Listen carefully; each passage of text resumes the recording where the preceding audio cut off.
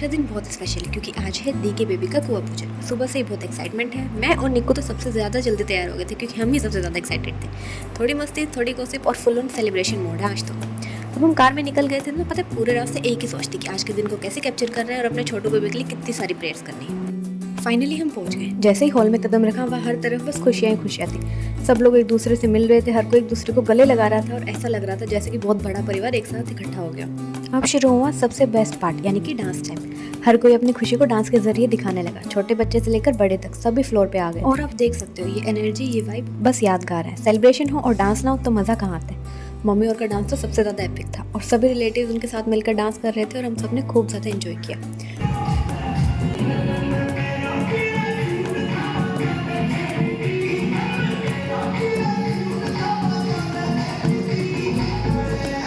और हम तीनों सबसे ज़्यादा अनसोशल पर्सन बैठ के सबके डांस का बिल्कुल आराम मज़ा ले रहे थे और एंजॉय कर रहे थे।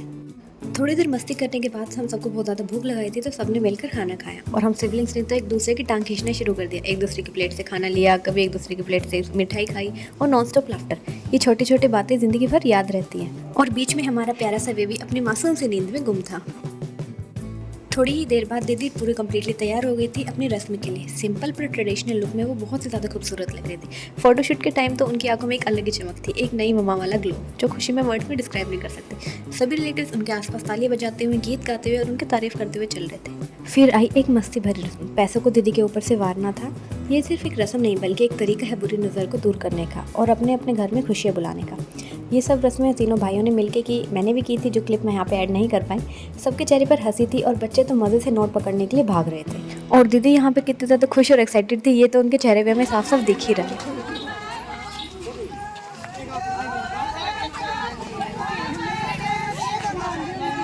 और ये हमारे प्यारे माय डियर जीजा जी हर रस्म में फुल मस्ती के साथ हमारे साथ शामिल थे और सबको गाइड करते हुए चल रहे थे।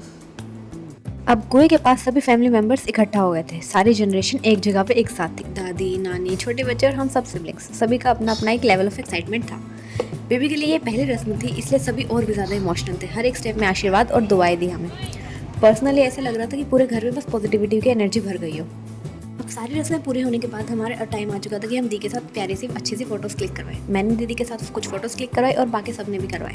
लेकिन आज का दिन तो हमारे लिए और भी ज़्यादा स्पेशल था। और फिर हम वापस चल गए थे घर के लिए क्योंकि छोटू बेबी को भी तो मिस कर रहे थे ना। रस्म के बाद सब लोग पानी लेकर वापस घर लौट रहे थे। रास्ते में सभी एकदम खुश और रिलैक्स लग रहे थे। दीदी का कलश थोड़ा सा हैवी था तो उनको हमने बिल्कुल एंड में जाके दिया ताकि उनको वेट फील ना हो। और उनके साथ चलने में हम सबको बहुत मजे आ रहे थे। कहीं से हंसी की आवाज़, कहीं से बच्चों की शैतानी, सब मिलकर एक अलग ही माहौल बना रहे थे। अब घर पहुंचने के बाद जो बाकी की रस्में थी जब तक मौसी जी ने वो करवाई, हमने किया सबसे ज़्यादा ज़रूरी काम, बच्चे की नज़र उतारना। सभी ने प्यार से अपने तरीके से बेबी की नज़र उतारी। किसी ने मिर्ची से, किसी ने पैसे से।